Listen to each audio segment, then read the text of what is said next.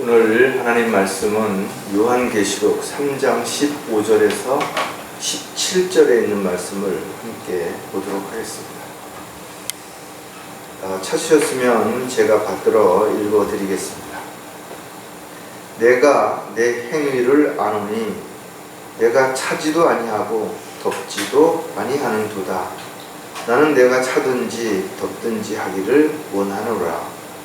내가 그처럼 미지근하여 차지도 아니하고 덮지도 아니하기 때문에 내가 너를 내 입에서 토해내겠노라. 내가 말하기를 나는 부자며 부요하고 아무것도 부족한 것이 없다고 하지만 너는 비참하고 가련하며 가난하고 눈멀고 벌벗은 것을 알지 못하는도다. 잠깐 말씀을 위해서 기도드리겠습니다. 세상이 죄악으로 가득하고 또 타협과 또 서로의 이간질과 또 사악한 그런 일들이 끊임없이 일어나고 있습니다. 주님 오실 때가 심히 가까이 왔다라는 사실을 저희가 알고 있지만 정말 주님의 다시 오셨을 때 부끄럽지 않은 모습으로 믿음을 잘 지키고 있다가 또 아름다운 간증의 삶을 살고 있다가 주님을 만나게 될 수 있도록 저희들이 다시 한번 정신을 차리고 깨어있게 도와주시고 또 오늘 저희들에게 주시는 말씀을 잘 붙잡고 저희들이 어떤 자세로 무엇을 하며 살다 주님을 만나야 할지 마음에 결단하고 다짐할 수 있는 귀한 시간이 되도록 인도해 주시옵소서. 저희들의 생애에 정말 주님이 원하시고 기뻐하시는 그런 아름다운 열매가 맺어질 수 있도록 다시 한번 서로를 위해서 기도하고 또 자신을 돌아보는 계기가 되어서 교회와 가정과 또 저희들 각 개개인이 참으로 주님 보시기에 합당한 그런 귀한 그릇으로 쓰임 받을 수 있도록 도와주시옵소서. 다시 오실 우리 주 예수 그리스도의 이름으로 기도드렸습니다. 다들 이런저런 이유로 지금 사는 게 어렵다라고 말을 합니다. 취업이 되지 않는 사람들의 입장에서 보면 정말 지금 실업자들이 너무 많고 또 경제적으로 어렵기 때문에 취업하기 너무나 힘든 거 충분히 이해할 수 있을 것이에요. 또 물가는 오르고 또 인건비는 높아지니까 소상공인들 역시 경영하는데 어렵다라고 말합니다. 특히 정치인들이 이럴 때일수록 뭔가 비전을 제시하고 서로에게 위로와 격려와 힘을 줄 수 있는 그런 리더자로서 어떤 인도자의 역할을 해야 되는데 서로 자신들의 유익만을 위해서 밥그릇 싸움하다 보니까 국민들은 안중에도 없는 이런 현실이 정말 어려운 것이 분명한 것이에요. 그러나 성경을 보면 마지막 때에 정말 어려울 때가 올 것이라고 우리에게 사도 바울이 디모데에게 편지를 하면서 보여주는 내용들을 디모데후서 3장에서 볼 수가 있는데 여러분들 디모데후서 3장을 한번 보겠습니다. 디모데후서 3장 1절서부터 5절까지 있는 내용을 한번 보면 지금이 어떤 때인가에 대해서 굳이 설명하지 않아도 충분히 지금이 마지막 때가 분명하구나 이렇게 다들 느끼게 될 거예요. 제가 한번 읽어보겠습니다. 또 이것을 알라. 마지막 날들에 아주 어려운 때가 오리라. 사람들이 자기를 사랑하고 돈을 사랑하며 자긍하고 교만하며 하나님을 모독하고 부모에게 불순종하며 감사하지 아니하고 거룩하지 아니하며 무정하고 화해하지 아니하며 모함하고 절제하지 못하며 사납고 선한 것을 좋아하지 아니하며 배반하고 분별이 없으며 자만하고 쾌락을 사랑하는 것이 하나님을 사랑하는 것보다 더하며 경건의 모양은 있으나 경건의 능력은 부인하리니 이런 자들에게서 돌아서라. 저와 여러분이 이런 자들과는 어떤 일에 함께 해서도 안 되고 동조해서도 안 되고 그들의 자리에 앉거나 그들의 계획에 동참해서도 안 될 것입니다. 어떻게 보면 요한계시록 오늘 본문에서 읽었던 것처럼 요한계시록에는 7개의 교회가 제시되고 있는데 그 7교회 중에서 맨 마지막 교회 라오디아인들의 교회에게 주시는 메시지를 우리가 보면 지금이 어느 시대에 어느 시점에 와 있는지를 우리가 충분하게 알 수가 있을 것입니다.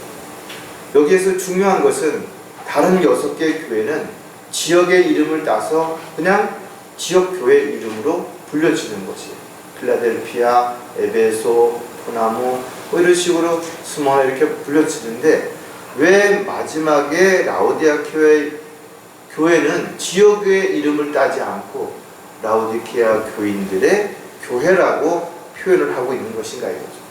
즉 마지막 때에는 이런 하나님의 피로 세운 교회가 아니라 이름만 그럴듯하지 사람 중심 뭔가 특별한 특징을 가지고 있는 교회들이 사람들에게 많은 부분에서 잘못 가르치고 미혹하고 또 편법을 쓰는 이런 일들을 우리가 알 수가 있을 것입니다. 따라서 라오디아 교회의 교인들이 가지고 있는 특징들을 우리가 한번 좀 생각해 본다면 마지막 때의 교회가 어떻게 배교로 끝나게 되는지 또 배교한 교회의 특징은 어떻게 보여지는지를 우리가 분명하게 알 수가 있을 것입니다. 하나님의 피로 세운 교회가 이제 휴거되고 나면 이 세상에는 세속화된 교회가 어떤 모습으로 사람들에게 비춰질 것인가 이거죠. 그것을 미리 우리는 성경을 통해서 알게 되고 거기에 대해서 우리가 분명한 준비를 해야 될 것입니다. 라오디아 교인들은 하나님의 권리를 대적하는 특징을 가지고 있어요. 그리고 비진리를 따르고 인간의 권리를 하나님의 계획보다 앞세워서 예수 그리스도를 문바깥에 세우는 그런 모습들이 바로 이 라오디아 교회를 통해서 우리에게 보여주는 것입니다. 이들도 전통을 주장하고 있죠. 사람들의 숫자라든지 부를 앞세워서 자기들만이 특별하다라고 이야기하지만 언제든 그들은 카멜레온처럼 색깔을 바꾸는 것이 그리고 주변과 하나가 되어서 세상과 타협하고 사람들에게 인정받는 또 사람들에게 인정받기 위해서 세속화되는 이런 모습들이 바로 라오디아 교인들의 교회의 특징이라는 것도 우리가 분명하게 생각을 해야 될 겁니다.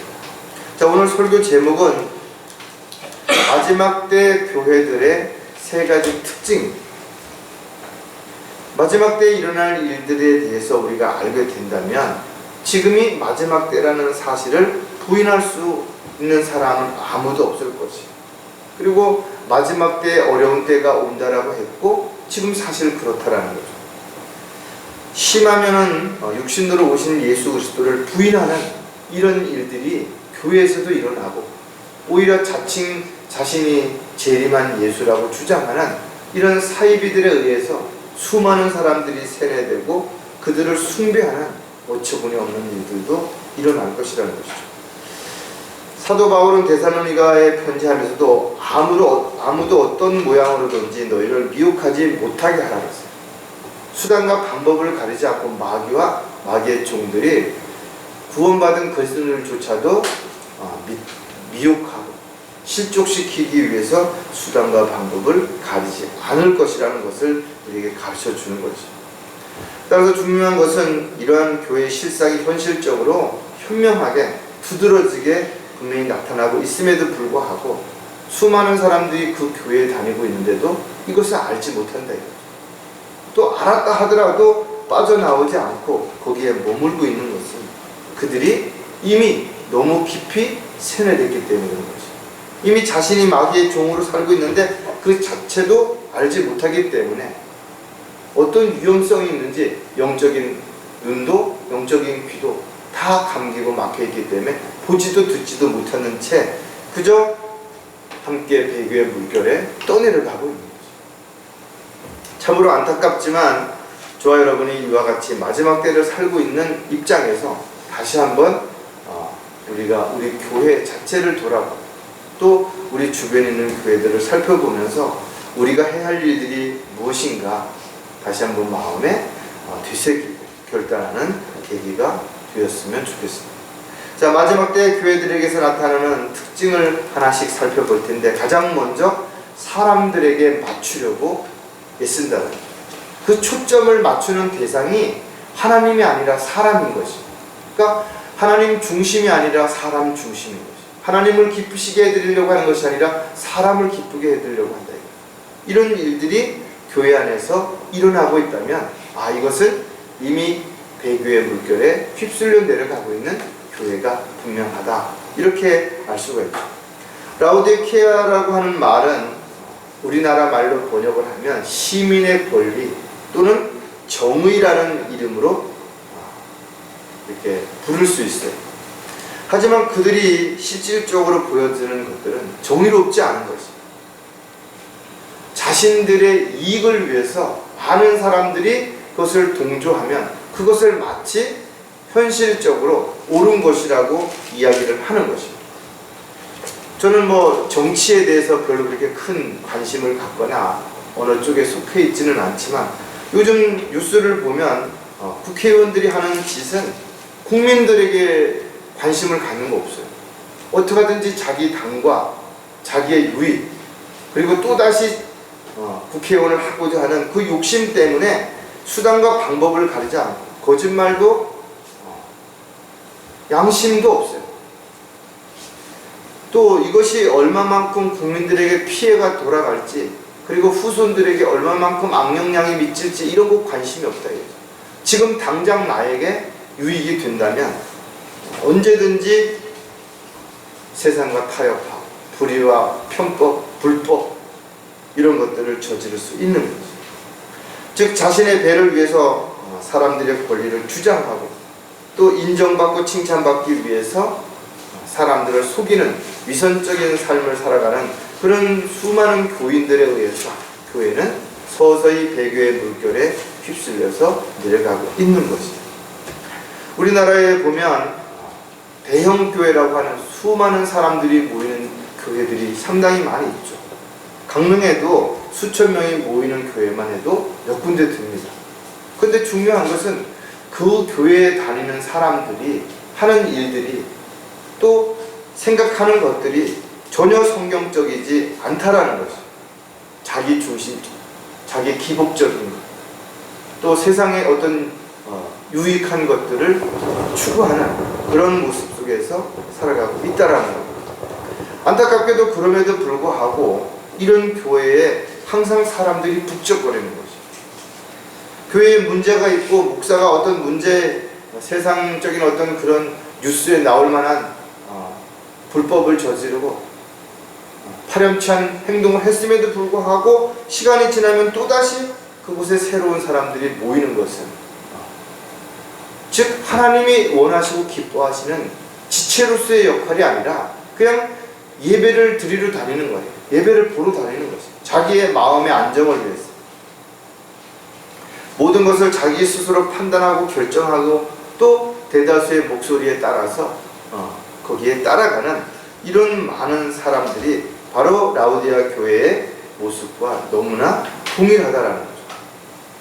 또 예수님이 초대교회 때, 초창기 때 보면 와서 종교 지도자들을 탓하시고 또 잘못된 부분을 지적하셨을 때 그들은 자신의 기득권을 뺏기지 않기 위해서 예수님을 십자가에 못 박았던 것처럼, 오늘날도 수많은 사람들이 교회의 주인이신 예수님을 바깥으로 내버리고 자기들이 주인이 되어서 자기들이 원하는 그런 모습으로 살아가는 모습들을 우리가 보게 되는데, 이것이 바로 라오디케아 교회인들의 특징과 너무나 비슷하다라는 거예요.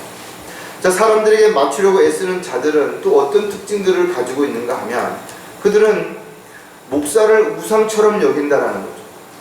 실질적으로 사이비 종교의 특징 가운데 하나가 교주화하는 거죠. 예수님의 자리를 그들이 대신 차지하고 있는 거죠. 그래서 우리나라에 지금 그런 자들에 의해서 수많은 사람들이 모여서 자신들이 무언가 특별하다라는 걸 자랑하고, 몇 명이 교육을 받았다든지, 몇 명이 모인다든지, 재산이 얼마나 있다든지, 어디 땅을 얼마큼 사놨다든지, 이런 것들을 이야기하고 있는데, 사람들은 오히려 그 눈에 보이는 것에 현혹되어서 그런 교회가 훨씬 하나님의 축복을 받은 교회예요.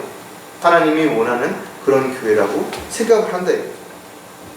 조금만 살펴봐도 그들이 양의 가죽을 쓴 일이라는 것을 알 수 있는데도 불구하고 영적인 눈이 감겨져서 가까이 가서 봐도 모르는 거예요.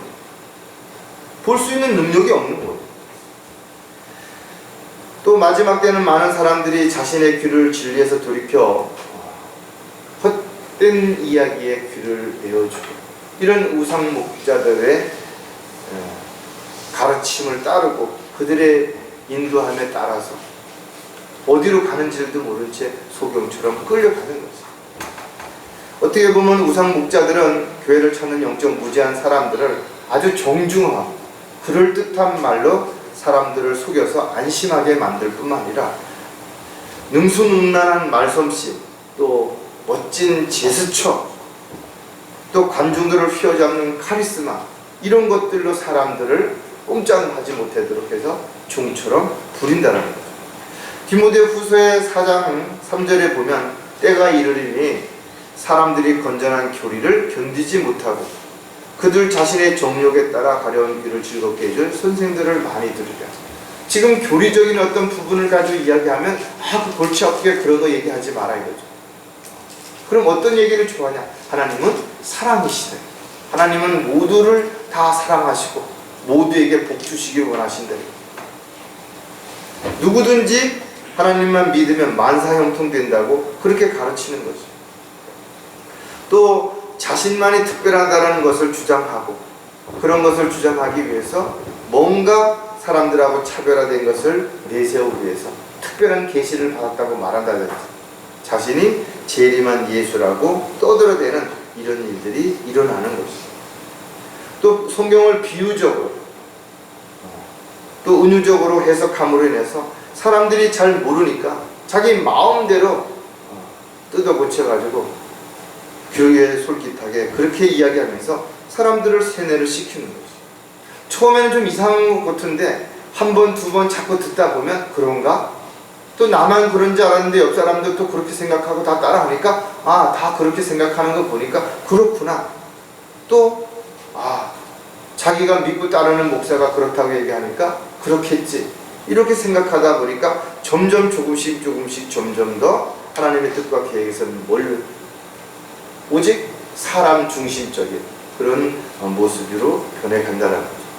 사람들에게 맞추려고 애쓰는 또 다른 특징은 뭔가 하면 교회 건물을 크게 짓는다는 거죠. 제가 미국에 갔을 때도 보면 그 큰 성당이 경로당을 하거나 아니면 일반적인 다른 교회들이 임대료를 내고 시간별로 그 건물을 사용하는 그런 모습을 봤어요. 한때는 정말 많은 사람들이 그곳을 찾았겠죠. 그런데 왜 그렇게 된 것인가? 역사를 통해서 알 수 있는 것은 결국 모든 것들은 눈에 보이는 기념비적인 사업으로 이어졌고 그런 것들이 어느 순간인가 점점 사라지게 되고 그러다 보니까 사람들에게 관심에서 벗어나게 되고 이제는 아무도 찾지 않는 그런 결과를 가져오는 일들이 일어나고 있다는 거죠. 교회에 나오는 사람들은 몇 명 안 되는데도 교회 건물을 지어야 된다고 해서 엄청난 대출을 받아가지고 건물을 짓게 되니까 대출 이자를 내지 못해서 허덕이게 되죠. 그러니까 예배 때마다 설교 때마다 헌금 얘기를 하게 되는 거죠. 돈 얘기를 하게 되는 거죠. 교인들에게 엄청난 부담을 주고 있는데도 불구하고 그럼에도 불구하고 또 다른 계획을 세우고 있는 그런 교회들이 얼마나 많은 것인가요.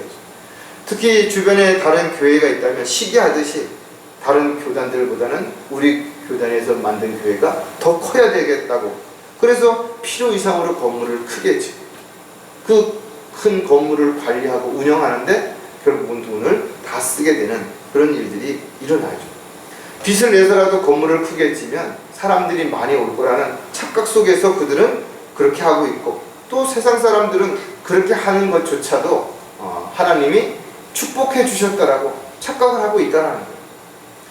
요한복음 2장 17절에 보면 그때 제자들이 주의 집을 위한 열성이 나를 삼켰나이다 라고 기록한 것을 기억하더라.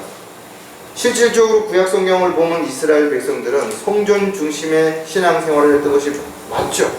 그래서 그 성전에 하나님이 임하셨던 것이, 그리고 예루살렘을 향해서 또 1년에 분기별로 절기가 있을 때마다 예루살렘을 직접 찾아가서 경배를 드렸던 것들을 볼 수 있다.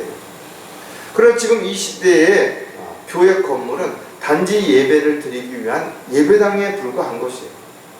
그런데도 불구하고 마치 무슨 성물이라고 표현을 하면서 교회 건물을 단지 교회라는 이름으로 지어진 건물을 우상화되었어요. 사람들이 섬기고 그 안에서 뭔가를 찾으려고 하고 그 안에서 뭔가 경건을 찾고 이렇게 하다 보니까 어느 순간인가 건물을 숭배하는 이런 또 아니라는 문제가 일어나게 되는 것이죠. 따라서 더욱 세상적인 방법으로 더 많은 사람들을 모으고 더 큰 건물을 짓고 그러한 것들이 모두 하나님의 축복으로, 하나님의 은혜로 맺어진 열매라고 자랑함으로 인해서 사람들을 속이고 있다라는 거예요. 이와 같이 사람들에게 뭔가 맞추려고 애쓰는 모든 것들은 결국 하나님을 대적하는 것이고 하나님의 뜻과는 상관없는 교회 놀이에 불과하다는 것도 우리는 반드시 기억을 해야 될 것이죠. 사람들에게 맞추려고 애쓰는 자들의 또 다른 특징이 뭔가 하면 세상에서 인정받으려고 한다는 거예요. 그래서 믿지도 않는 사람들이 물어보는 것이 예민한 거예요. 그 교회 건물이 몇 평이나 되는지, 교회 몇 명이나 모이는지, 교회 역사가 얼마나 되는지, 교회에 어떤 사람들이 주로 나오는지 이런 것들에 대해서 대답을 하기가 뭔가 부끄럽다고 생각을 하다 보니까 자꾸 숫자를 늘리게 돼요. 뭔가 좀 특별하다라는 걸 자랑하려고 하다 보니까 거짓말하게 되는 이런 일들이 일어난대요. 하나님께서 피로 세우신 교회가 아니라면 결코 주님의 뜻대로 할 수가 없어요. 그럼 누구 뜻대로 하는 것입니까? 사람의 뜻대로 하는 것이고 그 사람은 누구를 위해서? 하나님이 아니라 돈을 내는 사람들을 비유를 맞추기 위해서 그렇게 하게 된다는 것도 우리가 분명히 알 수가 있죠. 교회가 또 교회 목사가 사회운동에 참여하고 이런 여러 가지 정치에 관여하고 그런 이유가 뭐냐? 세상에서 인정을 받기 위해서 그렇게 한다는 거예요. 물론 그런 어떤 부분들이 사회에 일어나는 일들에 동참해주고 또 격려해주고 위로해주고 또 그런 사람들을 도와주는 것이 잘못된 건 아니죠. 그러나 더 중요한 일조차도 외면해 준 채 오직 사람들에게 인정받기 위해서 이런 일에 몰두하는 것 자체가 하나님 앞에 합당하지 않은 것이죠. 우상 목자들은 자신들의 하나님의 보좌를 차지하고 스스로가 높임을 받고 있는 거예요. 얼마나 많은 사이비 종교들이 그렇게 하고 있어요. 수많은 사람들이 그 교주를 신으로 받들고 있잖아요. 그리고 그 신에 받드는 자들에 대해서 누군가 뭐라고 얘기하면 말 함부로 한다라고 막 화를 내고 그런다 이거죠. 어떻게 보면 이미 오랜 기간 동안 세뇌됐기 때문에 자신들은 세뇌된 줄 모르는 거예요. 오히려 자신들이 핍박을 받고 있고 박해를 받고 있다고 착각을 하고 있고 또 그렇게 부추김으로 인해서 스스로 그렇게 하는 것이 더 하나님을 기쁘시게 하는 일이라고 그렇게 생각을 하는 사람들도 있다는 것도 우리가 분명히 알 수가 있는 것이죠. 한 가지 중요한 것은 그들이 하나님의 이름을 팔아서 자신들의 배를 불리는 가짜 목사라는 사실을 우리는 알고 있는데도 불구하고 여전히 그런 사람들이 판치고 있는 이유는 그런 사람을 추종하는 사람들이 많기 때문에 그렇더라는 거예요.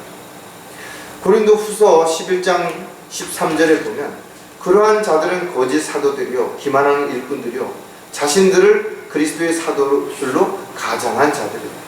이상하게 여기지 말아요. 사탄도 빛의 천사로 자신을 가장하는 거죠. 얼마나 많은 사람들이 그럴듯하게 자신을 가면을 쓰고 체면이라는 걸 앞세워서 위선적인 삶을 살아간지 우리가 한 번쯤 생각을 해봐야 될 것이죠. 이러한 자들은 마땅히 해야 할 본분을 외면한 채 사람들을 만족시키기 위해서 세상 누구와도 언제든지 하나가 될 수가 있고 또 불법과 편법을 망설이지 않는 것이죠.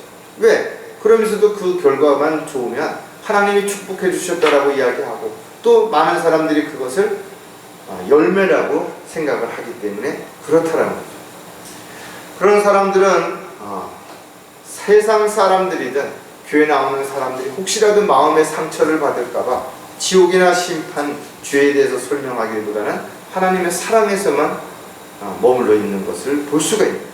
모든 일을 긍정적으로 이렇게 이야기한다. 결과적으로는 기복신앙에 초점을 맞추게 되는 거죠.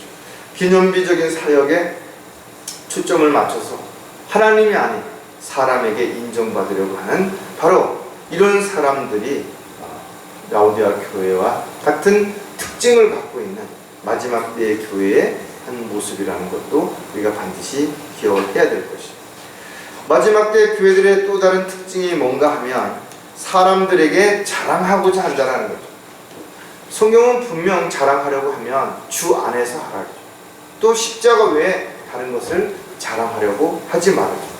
자신을 통해서 하나님이 높이심을 받게 하기 위해서 자신은 스스로 죽은 것으로 여기라고 끊임없이, 또 예수님께서는 자신을 낮추어서 섬기는 자로, 배려하는 그런 자로 살아가라고 하는데도 불구하고 자기가 뭘 했다고, 내가 어떤 사람이라고 끊임없이 자기를 자랑하고 자기가 한 것을 부풀려서 자랑함으로 인해서 대접받으려고 하는 이런 교회 역시 바로 마지막 때의 교회의 한 모습이고, 라오디아 교인들의 교회와 같은 특징을 가지고 있는 거죠. 라오디아 교회의 또 다른 특징 중에 하나가 뭔가 하면 바로 부를 상징적으로 내세웠던 교회라는 거예요. 그래서 나는 부자이며 부유하고 아무것도 부족한 게 없다라고 말했대요. 지금도 오늘날 대형 교회들이 우리 교회는 부족한 게 없다라는 거죠. 그리고 우리 교회는 작은 교회에 무슨 어려운 사람들을 이렇게 도와주고 있고 뭘 어떻게 하고 한 달에 뭘 얼마를 쓰고 이렇게 이야기를 하고 있는데, 실질적으로 주님 보시기에 비참하고 가련하며 가난하고 눈멀고 헐벗은 것을 알지 못한다. 실제로 모르는 거예요. 그러니까 주님께서 책망하셨는데도 불구하고 못 알아듣는 거죠.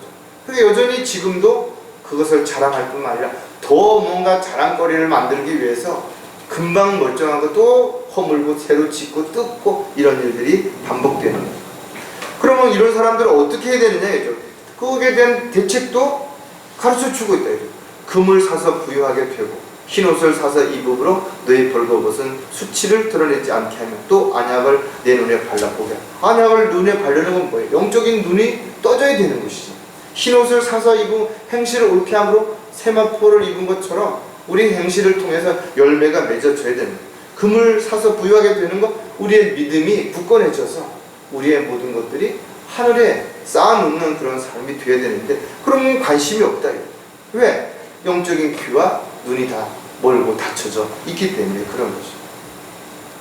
따라서 더욱 그들은 뭔가를 자랑하기 위해서, 몸집을 부풀리기 위해서 뭘 만들어요? 신학교를 만들어요. 교단을 형성해서 수많은 사람들을 끌어들이고, 그리고 우리가 뭘 어떻게 했다 이렇게 자랑하고 있다. 결과적으로 그들은 교회를 흉내낼 뿐 그들은 교회가 아닌 것이에요. 그들은 하나님의 일을 가장해서 자신의 배를 불리기 위해 사꾼일 뿐 결코 하나님의 세운 그런 하나님의 종도일 뿐도 아니라는 것입니다. 그들은 세상의 기업과 같이 자신들의 유익을 위해서 수단과 방법을 가리지 않는 것이죠. 그리고 그것을 업적으로 내서 또 다른 사람들을 속이고 미혹하는 데 쓰고 있다는 거죠. 어떻게 보면 하나님 보시기에 참으로 가증스러운 그런 일을 하면서도 그들은 그 자체가 가증스러운 일인지조차도 모르고 있다는, 우리가 반드시 기억을 해야 될 것이죠. 자, 사람들에게 자랑하고자 하는 자들의 또 다른 특징들을 몇 가지 하나씩 살펴보면 세상 지식을 앞세운다라는 거죠. 진리에 이르지 못하는 자들의 특징 가운데 하나가 뭔가 하면 세상적인 지식을 가지고 하나님의 말씀을 판단하고 평가하는 것이, 또 하나님의 말씀을 문자적으로 해석을 하지 않고 자꾸 거기다 뭔 의미를 붙여서 은유적으로 비유적으로 하다 보니까 실질적인 핵심이 없어져 버리는 거죠.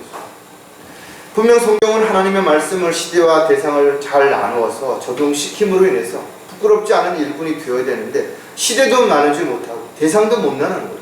유대인들에게 해주신 말씀을 자기들이 마치 유대인인 것처럼 자신들이 그것을 하겠다라고 그렇게 이야기한다. 여호와의 증인 중요하죠. 여호와를 믿고 여호와를 따르는 사람들에게는 여호와의 증인으로서 당연한 삶을 살아야 되는 것이죠. 유대인들이 그렇다 이거죠. 그러나 저와 여러분은 여호와의 증인이 아니라 예수 그리스도의 증인인 것이. 그렇다면 우리는 예수 그리스도께서 하신 일들이 무엇인지, 또 예수 그리스도께서 우리에게 맡겨주신 일들이 무엇인지 그 일의 증인이 되어야 됩니다. 요한계시록에 나와 있는 새하늘과 새 땅 얼마나 중요하냐 이거죠. 새로운 시대가 열리는 거 중요하다 이거죠.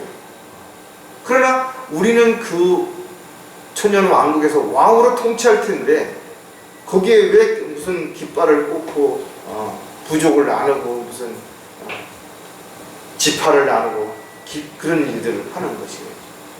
재림이 중요하죠. 그러나 성경엔 재림만 있는 게 아니라는 거죠.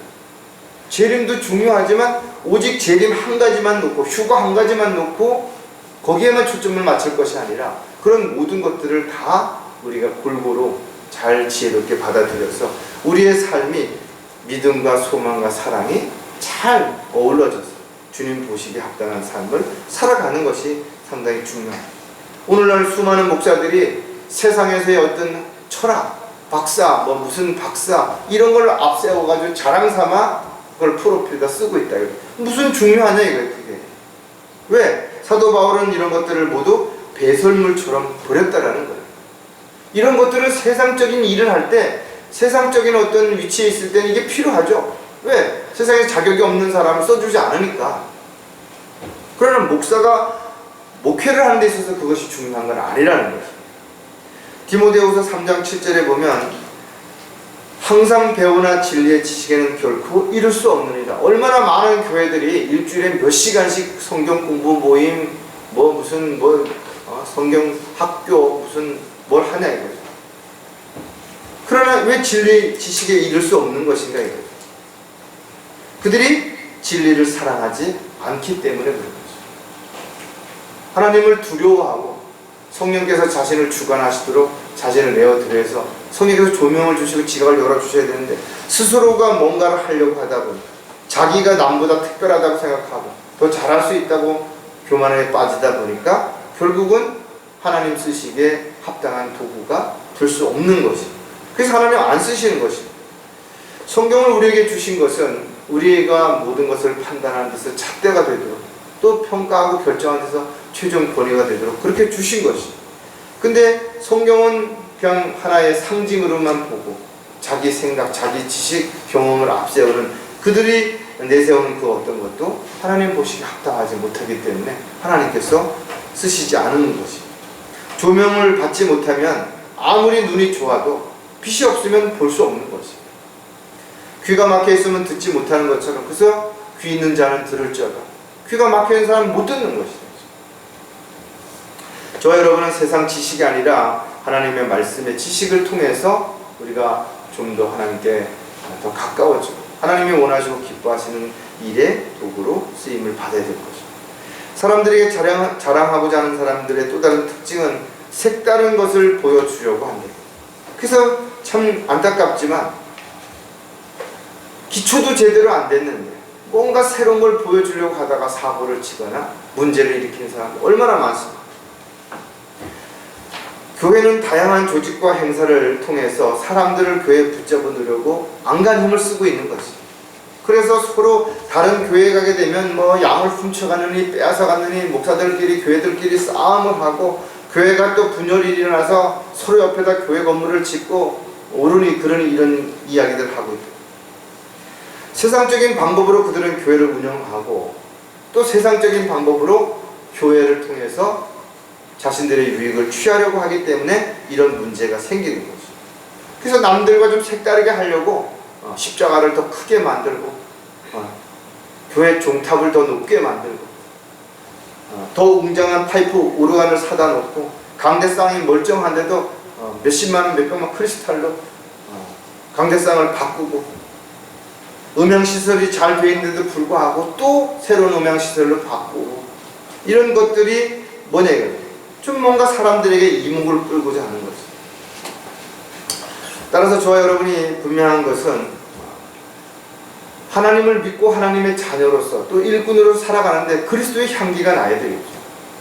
또 예수 그리스도께서 우리에게 주신 그 말씀에 따라서 우리가 열매로 간증으로 본이 되는 삶을 통해서 그 모든 것들이 입증되어져야 되는데 이런 것들이 아니라 세상 사람들이 좋아하는, 세상 사람들이 원하는 것들을 얻기 위해서 또 그런 걸 보여주기 위해서 색다른 뭔가를 추구하는 것, 참으로 안타깝지만 이런 일들이 지금도 일어나고 여기에 속은 사람들이 너무나 많은 것이죠.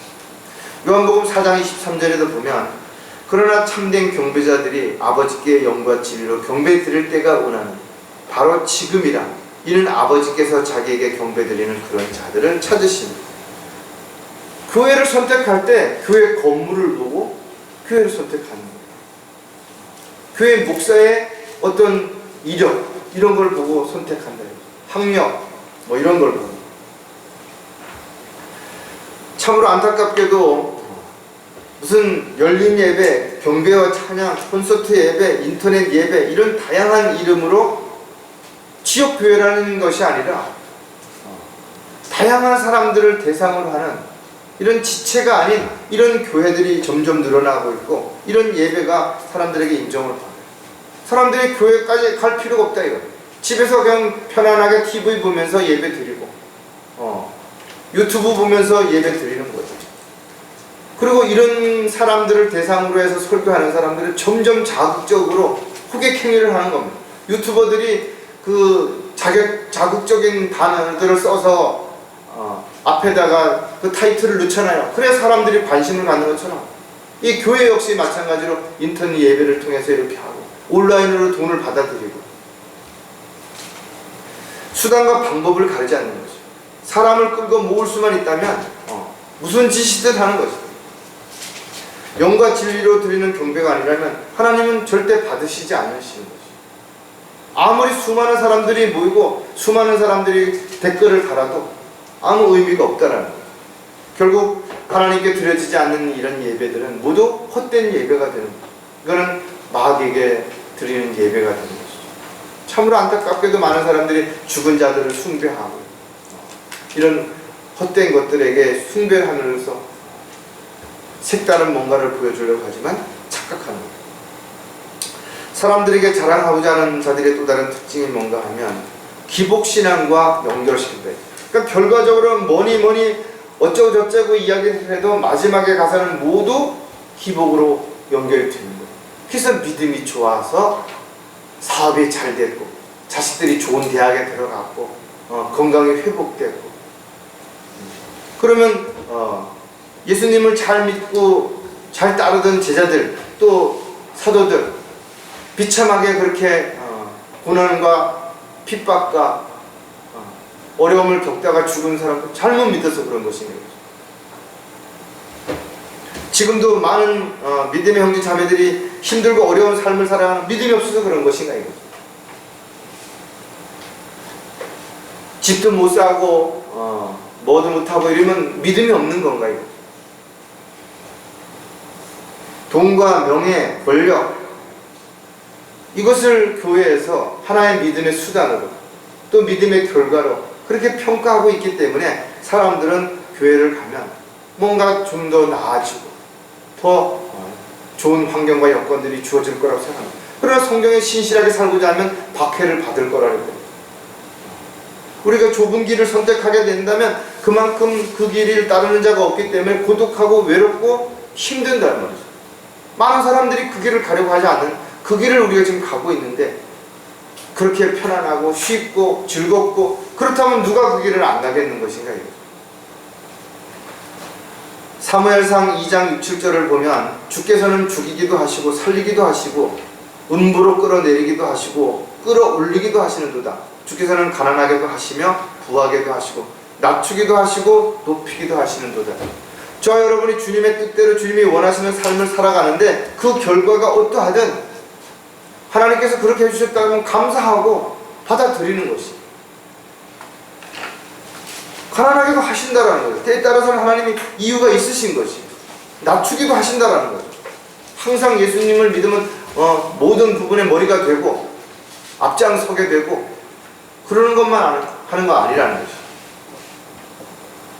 모든 것을 긍정적으로 생각하고 판단하면서 아무런 문제도 없고 아무런 어려움이 없을 것이라고 예수님만 믿으면 다 해결된다고 만사형통을 가르치는 것처럼 그런 사기가 어딨냐 이거죠. 예수님이 도깨비 방망이처럼 그렇게 아무에게나 뭐 필요한 때마다 뭔가를 주는 것이 아니라 은사주자들이 주장한 것처럼 모든 병을 다 고쳐주신다면 왜 예수님께서 그 몇 명만 고쳐주시냐고. 모든 사람들을 다 고쳐주시면 되죠. 하나님께서 우리에게 주신 것은 이런 것들을 통해서 우리가 어떻게 살아야 되는지 스스로 자유의지를 가지고 우리가 살기를 원하시는 것이죠. 저와 여러분이 가지고 있는 것이 무엇이든 기쁨으로 주님께 드려진다면 그것이야말로 정말 주님을 기쁘시게 해드릴 수 있는 것이죠.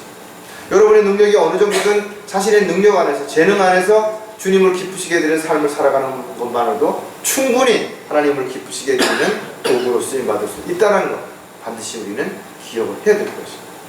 여러분들이 자랑하고 싶으면 주 안에서 십자가를 자랑하는 그런 저와 여러분이 되시길 바랍니다. 마지막으로 마지막 때 교회들의 일어나는 특징이 무엇인가 하면 사람들과 타협하려고 한다는 거죠. 타협이라는 말이 요즘 많은 사람들은 융통성이 있는 사람이라고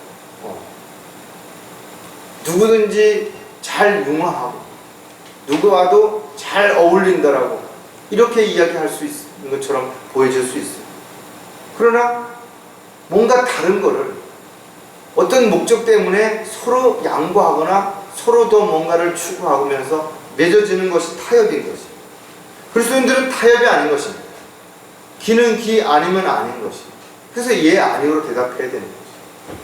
마지막 때의 교회가 배교의 물결에 떠내려갈 것을 경고하고 있는데 아무도 어떤 모양으로든지 너희를 미혹하지 못하게 하라. 이는 먼저 배교하는 일이 이르지 않고서는 그날이 오지 아니함이라.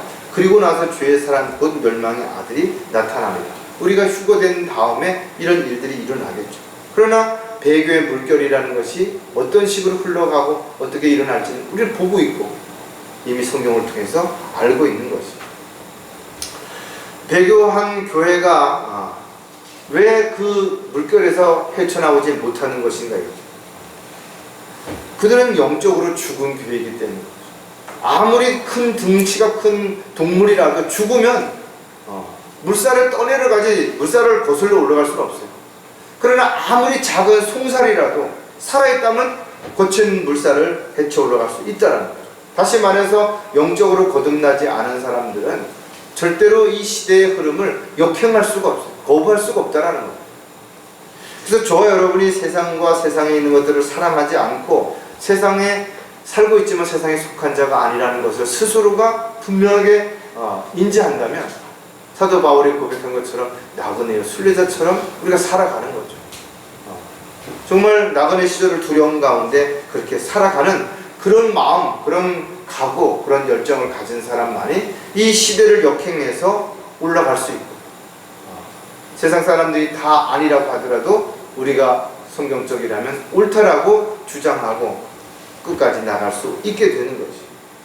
따라서 저와 여러분이 마지막 때라면 자신의 믿음이 흔들리지 않도록 또 자신의 믿음을 견고하게 세워야 되는 것이.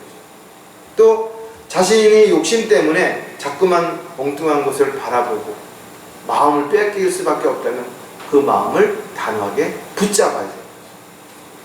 그래서 저와 여러분이 이 마지막 때에 주님 오실 때까지 엉뚱한 곳을 바라보지 않고 또 세상의 어떤 것들에 마음 뺏기지 않고 그 달려갈 길을 마치려면 사도 바울이 고백했던 것처럼 표대를 향해서 그 목표만 바라보면서 다시 오실 주님만을 기다리면서 우리가 살아야 이 세상의 어려움으로부터 또 문제로부터 또 온갖 유혹과 미혹으로부터 우리가 믿음을 지킬 수 있을 것입니다. 사람들과 타협하려는 자들의 특징도 또 몇 가지 생각해 보면 거짓말도 쉽게 한다라는 거죠. 근데 그들은 그걸 거짓말이라고 안 해. 합법적인 의심이라고 얘기를 한다든지 또는 사람들마다 어떤 입장과 환경에 따라서 달리 해석할 수 있다. 그러니까 상대적 진리라든지 또는 법리적인 해석이 다를 수 있다라든지 이렇게 뭔가로 그럴듯한 말로 사람들을 속이는 것이. 이 세상에 왜 짝퉁, 가짜들이 판을 칠 수 있냐 이거죠. 누구도 가짜나 짝퉁을 가지고 있는 사람들을 경멸하고 그런 사람들을 무시하고 그런 사람들에 대해서 혐오한다면 짝퉁을 누가 하겠냐고. 가짜 누가 하겠어요. 가짜 가방 들고 다니는 사람을 보면서 아 이건 가짜다라고 그 사람 그런 사람 저런 가짜 가면을 쓰고 사람들을 위선적인 삶을 살아다니는 사람하고는 같이 밥도 먹지 말고 같이 사업도 하지 말아야 되겠다 이렇게 생각을 하면 누가 가짜 갖고 다니겠어요. 근데 부러워한다 이거죠. 왜? 많은 사람들이 몰라보니까. 그러니까 얼마든지 진짜인 것처럼 행세를 하는 거예요. 어디 가서든지 대접받고 인정받으려. 인터넷을 통해서 검증되지 않은 온갖 비진리들이 많은 사람들을 세뇌시키고 있고요. 또 영적으로 어린 사람들을 현혹하고 있다.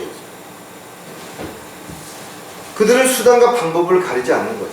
상대방을 공격할 때는 아주 막 악랄하게 합니다. 자신들을 칭찬할 때는 세상에 없는 것처럼 과대 포장을 해가지고 그렇게 하는 거죠. 그들은 아주 작은 업적도 부풀려서 엄청 크게 만들고 또 사람들을 시켜서 바람잡이를 만들어서 마치 많은 사람들이 동조하는 것처럼 또 유명 인사들을 하나 둘씩 앞에다 내세워서 많은 사람들이 그렇게 하는 것처럼 착각하게 만든다는 거예요. 디모데전서 4장 2절에 보면 그들 자신의 양심이 화인을 맞아 위선으로 거짓을 말하려. 양심이 화인을 맞아서 딱딱하게 굳어버린 것이에요. 아무리 그럴듯한 말로 사람들을 혼란스럽게 하고 미혹해서 넘어뜨린다 하더라도 결과적으로 그들이 하는 모든 일들은 마귀의 종으로서 그렇게 하는 것이. 따라서 우리는 그것을 잘 분별해내야 된다. 또 그들이 하는 그런 잘못된 부분들을 바로잡을 수 있어요. 그들의 말은 종창처럼 퍼져나갈 것이며 그들 가운데는 후메네오와 필레토가 있느니라. 핵심적인 어떤 인물이 있는 거예요. 근데 그를 통해서 종창처럼 퍼져나가는데 여러분들 무슨 종기 같은 게 하나 났는데 그것을 뭐 잘못 건드리게 되면 옆으로 막 물집처럼 번져나가죠. 순식간에 번져나갑니다.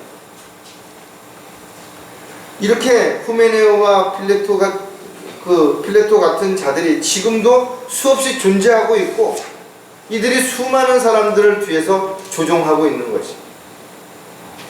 그래서 그들의 말만 듣고 요즘 그 무슨 뭐 가짜 뉴스 이런 얘기 많이 하잖아요. 어떤 사람이 한마디 한 걸 가지고 그 진위를 살펴보지도 않고 그걸 가지고 마치 진짜인 것처럼 막 이야기하고 있다. 기독교라는 이름으로 신흥 종교들이 계속해서 생겨날 것이고 십자가만 앞에 걸어놓고 엉뚱한 짓을 하는 그런 단체들도 너무나 많다 이거죠. 그런데 중요한 것은 그들이 사람들을 속이는데 사람들이 그것을 분별하지 못하는 거예요. 그래서 수많은 사람들이 거기 끌려가고 있는데 그 끌려가는 모습을 보면서 아 저렇게 많은 사람들이 저기 참여하는 거 보면 저건 진짠가 보다 이렇게 생각을 하게 된다는 거예요. 영적으로 깨어있지 않다면 누구든 끌려갈 수밖에 없고 속을 수밖에 없는 거죠. 그래서 정신을 차리고 깨어 있어야 되는 것이 저와 여러분이 매일 스스로를 돌아보면서 점검해야 될 부분 중에 하나가 되는 것이죠. 또 한 가지 사람들과 타협하라고 하는 자들의 특징은 뭔가 하면 사역에 걸림이 된다는 거죠. 어떻게 보면 그들이 하는 일도 하나님의 일인 것처럼 보여지는 것이죠. 근데 그 일이 잘못됐을 때 수많은 사람들이 그거를 보고 잘하려고 하는 사람들조차도 비난하게 됩니다. 요즘 성경을 가지고 문제를 삼고 있는 사람들이 많이 있다. 그러다 보니까 이 성경에 대해서 잘 모르는 사람들은 이것도 못 믿고 저것도 못 믿고 이렇게 돼버리는 거예요. 성경에 대한 신뢰가 점점 떨어지는 거고 성경의 권위를 주지 않는 이런 일들이 이 누가 하는 짓인 것인가요? 누구에게 유익이 되는 것인가요? 자신이 잘 알지도 못하면서 성경 한 구절, 영어 한 부분을 가지고 이러쿵저러쿵 이야기하면서 마치 뭔가 대단한 것처럼 이야기하는 것, 참으로 안타깝다 이거죠. 오히려 그런 것들로 인해서 수많은 사람들이 실족하고 상처를 받고 어려움을 겪는 것이. 그래도 미국은 한때 남침내 교회가 중심이 되어서 그래도 모든 부분에 있어서 기본이 또 성경적인 그런 부분이라고 이야기했다 이거죠. 근데 오늘날 와가지고 이런 부분들이 근본주의자들도 자존심을 다 버려버리죠. 뭔가가 무너져버리기 시작한 것입니다. 세상과 타협해버린 거죠. 고린도전서 10장 33절에 보면 나도 모든 일에 있어서 모든 사람을 기쁘게 한 것 같이 나 자신의 유익을 구하지 아니하고 많은 사람의 유익을 구하노니 이는 그들로 구원을 받게 하려는 것이다. 우리가 최종적으로 해야 되는 일은 복음을 전파하는 일, 그리고 그 일들을 위해서는 때로는 우리가 손해를 보고 어려움을 겪어도 참고 기다려야 돼. 어려움을 감수해야 될 것입니다. 그러나 그런 것이 아니라 자신의 유익을 위해서 남을 공격하고 또 뭔가를 감수하는 게 무슨 주님의 뜻과 관계가 있느냐. 누구나 자신의 유익을 구하지 말고 각자 다른 사람의 유익을 구하라. 저와 여러분이 꼭 기억을 해야 될 구절 가운데 하나입니다. 교회라는 이름으로 하나님의 사역을 방해하는 자들은 마지막 교회의 모습, 라오디아 교인들의 교회와 같은 특징을 가지고 있다는 것도 반드시 기억을 해야 될 것입니다. 교회는 세상으로부터 불러냄을 받은 사람들의 모임인 것이, 어떤 이유로든 세상과 하나가 되거나 세상 사람들을 즐겁게 해주기 위해서 타협하거나 하나님의 이름을 팔아서 자기의 배를 불리거나 이런 거 해서 안 된다. 이런 것들이 오히려 세상의 이슈가 되고 또 그 이슈가 많은 사람들에게 걸리게 되는 거죠. 뉴스에 어떤 목사가 성폭행을 했다든지 어떤 돈을 횡령했다든지 이런 뉴스 한번 나오면 주변에 있는 많은 사람들이 비난하고 모든 목사들이 다 그렇다는 식으로 이야기하고 이렇게 한다 이거죠. 어떻게 보면 한 사람 한 사람의 모습이 교회를 대표할 수도 있고 예수 그리스도를 믿는 모든 사람을 대표할 수도 있고 더 나아가서는 하나님의 일꾼이요 종이라는 걸 대표할 수도 있다는 거죠. 따라서 저와 여러분이 말 한마디 행동 하나가 얼마나 조심스럽고 얼마나 그런 부분들을 정말 잘 점검해야 될지를 다시 한번 우리가 생각을 해야 되는 것이죠. 사람들과 타협하려고 하는 자들의 또 다른 특징은 뭔가 하면 오히려 진리를 대적한다. 진리를 이야기하면서 진리를 대적하는 거죠. 세상에 영원히 변하지 않는 것은 바로 진리라는 거죠. 왜 진리가 변하지 않는가? 진리는 하나님이시기 때문에 그러죠. 아버지 하나님이 진리이시고 성령 하나님이 진리이시고 예수 그리스도가 바로 진리시다. 진리신 그분은 그 진리를 사랑하는 사람들에게 그 진리를 믿고 진리를 따르고 진리 안에서 행하라고 우리에게 가르쳐 주신 것입니다. 따라서 세상과 타협한 교회는 진리를 알고 진리를 전파하는 일에는 관심이 없습니다. 오직 자신들이 대접받고 인정받는 데만 관심을 두는 것입니다. 또 자신들의 교리를 합리화시키기 위해서 때로는 진리를 대적하기도 하는 것입니다. 잘못됐다. 시대가 변했으니까. 뭐가 어떻다. 누가 그렇게 했다는 거예요. 디모데후서 3장 8절에 얀네와 얀브레가 모세를 대적한 것 같이 이제 그들도 진리를 대적하니 이 사람들은 마음이 부패하고 믿음에 관해서는 버림받은 자. 마지막 때가 뭐라 했어요? 믿음이 파손된다. 믿음이 진리를 대적하게 만든다. 그들도 믿는다고 말하는 것이에요. 근데 그들이 가지고 있는 그 믿음이 하나님을 대적하고 진리를 대적하고 또 하나님의 뜻대로 살려고 하는 사람들을 대적한다. 이런 일들이 이렇게 일어날 수 있다라는 거죠. 따라서 예수 그리스도를 증거하고 복음을 전파하지 않는 교회, 또 목자만을 홍보하고 목자가 우상시 되어서 예수님의 자리에 대신하는 사람, 이런 모든 것들은 다 마지막 때 라오디아 교회와 비슷한 결과를 가져오는 것이죠. 예수 그리스도를 증거하고 복음을 전파하는 일은 주님 오실 때까지 저와 여러분에게 주어진 가장 중요한 책임과 의무이기도 한 것입니다. 따라서 저와 여러분이 어떤 이유에든 일을 잘하지 못할 수도 있어요. 또 살아가는 과정 속에서 힘들고 지치고 어려워서 나의 믿음마저도 지키기가 어려운 상황이 될 수도 있다 이거죠. 그럼에도 불구하고 우리가 꼭 기억을 해야 되는 부분, 저와 여러분은 세상 사람들을 즐겁게 해주거나 세상 사람들에게 초점을 맞춰서 그들에게 뭔가 인정받고 대접받기 위해서 자랑하고 타협하려고 하는 그런 어떤 삶이 되서는 안 된다는 거죠.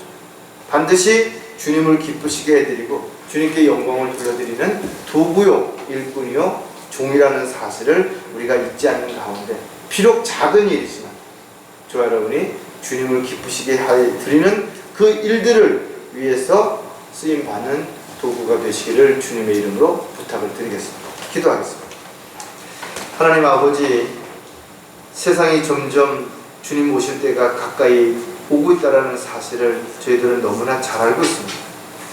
따라서 저희들이 이 세상을 사는 동안 때로는 고난과 시련과 역경과 어려움이 닥친다 하더라도 이제 곧 주님을 만난다는 산 소망 가운데 이런 어려움을 잘 극복하고 이겨낼 수 있도록 힘 주시옵소서. 또 다시 오실 주님을 기다리는 가운데 저희들 각자에게 맡겨주신 일들을 잘 감당할 수 있도록 지혜와 능력과 믿음도 더 굳건히 세워주시옵소서. 다시 오실 우리 주 예수 그리스도의 이름으로 기도드렸습니다.